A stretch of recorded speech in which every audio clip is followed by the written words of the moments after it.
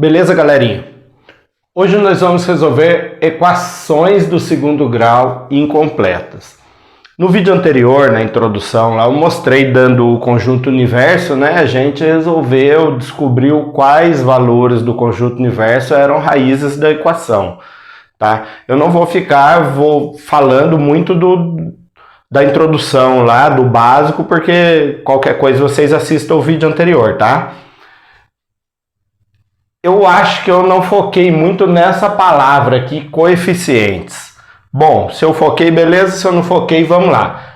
A, B e C, a equação de segundo grau, então, tem essa cara aqui, né? Ax quadrado mais bx mais c igual a zero. Ela é do segundo grau porque é o maior expoente da variável. A variável é x, né? O maior expoente é 2, então por isso que ela é de segundo grau, é grau 2, tá?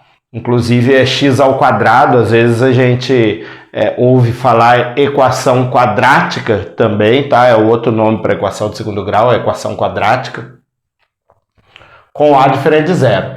A, B e C são os coeficientes, tá? O A multiplica sempre, quem multiplica o x ao quadrado é o A, sempre quem multiplica o x é o B, e sempre o termo independente, quem não está acompanhando a variável, é o C, tá? Então, olhando aqui para essa equação do segundo grau, a gente vê que, olha, eu tenho o A, certo? O A é igual a 5, porque o A é quem está multiplicando o x ao quadrado. O B é igual a 75, porque o B é quem está multiplicando o x, e eu não tenho C. Então, o C é igual a zero. Por isso ela é incompleta, não tem o C.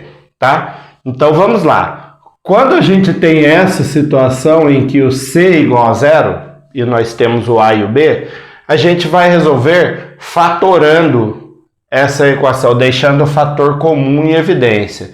Mais uma vez, eu não vou ensinar fatoração nesse vídeo, tá? Tem um vídeo de fatoração também no canal, vocês podem procurar lá. Mas tudo que eu tenho do lado e eu tenho do outro, eu vou deixar em evidência. Então aqui, olha, eu tenho 5x. Eu tenho 5x aqui e eu tenho 5x lá do outro lado, tá? Então o 5x vai ficar para fora dos parênteses. E aí, olha, se eu tirar o 5x daqui, o que sobra? Sobra x, né? Que é 5 vezes x vezes x. Então 5 vezes x vezes x. Mais, e aqui, gente, vai sobrar 15. Beleza? Então, olha, só pra gente, isso aqui igual a zero. Só pra gente relembrar, se eu fizer o chuveirinho aqui, a distributiva, né? 5x. 5x vezes x. 5x vezes x vai dar 5x ao quadrado. E 5x vezes 15 vai dar 75x. Beleza? Feito isso, tá? Fatoramos, deixamos o fator comum em evidência aqui.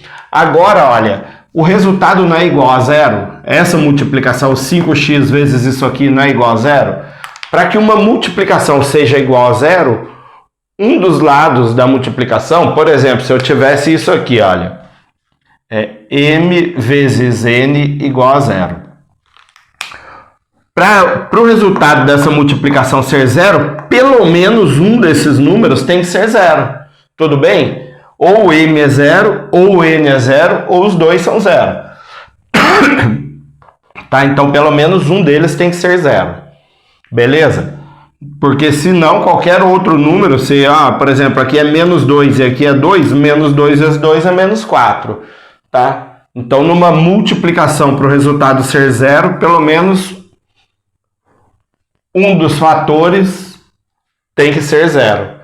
Então, sendo assim, se um deles tem que ser zero, eu vou fazer o quê? Eu vou pegar essa parte de fora e essa parte de dentro, vou fazer igual a zero. Então, olha, 5x igual a zero e x mais 15 igual a zero.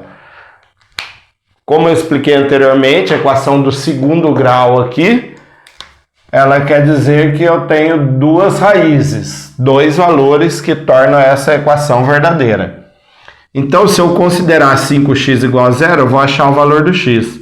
X é igual a zero, o 5 está multiplicando, né? Ele passa dividindo. X é igual a zero sobre 5. 0 dividido por 5 é zero. Então, o meu x1 é zero. E o x2, olha, x mais 15 igual a zero, o 15 passa para o outro lado lá, então ele vai passar como menos 15. Então o x2 é menos 15. Qualquer um desses dois valores, se eu substituir na equação, ela vai se tornar igual a zero.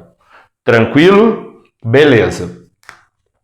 Aqui, o A, o B e o C, quais são os valores? O A é quem está multiplicando o x ao quadrado, então o A é 2. O B é quem está multiplicando o x. Eu não tenho x aqui, então eu não tenho o B. O B é igual a zero. E o C é o termo independente, é o menos 32, tá? O sinal vem junto com o número. Então o C é menos 32. Nesse caso aqui, olha, a equação é incompleta porque está faltando o B. Aqui faltava o C, aqui falta o B. Quando eu tiver, nesse caso aqui do C, eu deixo o fator comum em evidência, igualo a parte de fora a zero, igualo a parte de dentro a zero.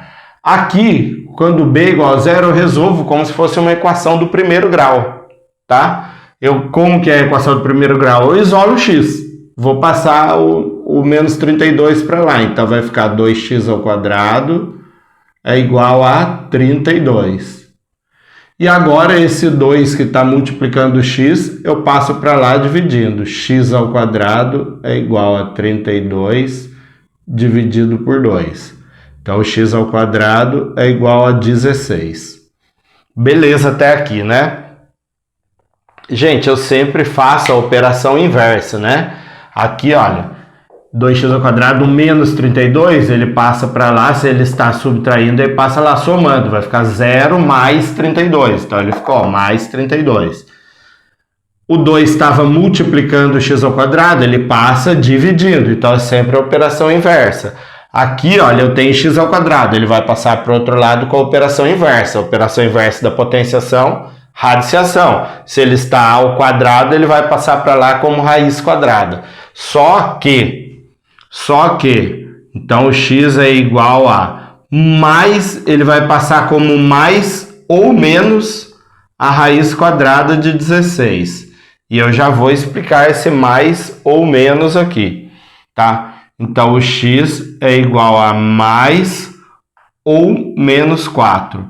Não é mais ou menos 4, próximo de 4. É mais 4 ou menos 4. Então, o x1 ele vai ser mais 4. Tanto faz, tá, gente? Pode ser um vai ser mais 4 e o outro vai ser menos 4.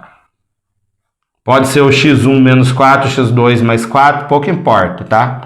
Mas o resultado é esse. Um é mais 4, o outro é menos 4. Por que isso? Por que esse mais ou menos? Porque a x ao quadrado é igual a 16. Se eu fizer 4 ao quadrado, ele vai dar 16. 4 vezes 4 é 16. E menos 4 ao quadrado também, tá? Menos 4 ao quadrado é igual a menos 4 vezes menos 4, né? Menos vezes menos mais, 4 vezes 4, 16. Tá legal? Então, por isso o resultado aqui é mais ou menos 4, tá bom? E aqui, olha, aqui o A é 3, o B não tem x, B está acompanhando x, e o C também não tem. Aqui nesse caso, B igual a 0, C igual a 0. Então, olha, aqui eu vou resolver da mesma forma que esse, ó. 3x ao quadrado é igual a 0. O 3 está multiplicando, passa para lá dividindo. X ao quadrado é igual a 0 dividido por 3. Então, o x ao quadrado é igual a 0. E aí, esse 2 passa para lá. X é igual a mais ou menos raiz quadrada de 0. Gente, x é igual a mais ou menos 0. 0 não tem positivo nem negativo. Beleza? Então, nesse caso, o x1 é 0 E o x2 também é zero. Então a gente coloca aqui que o x1 é igual ao x2, que é igual a zero. Beleza?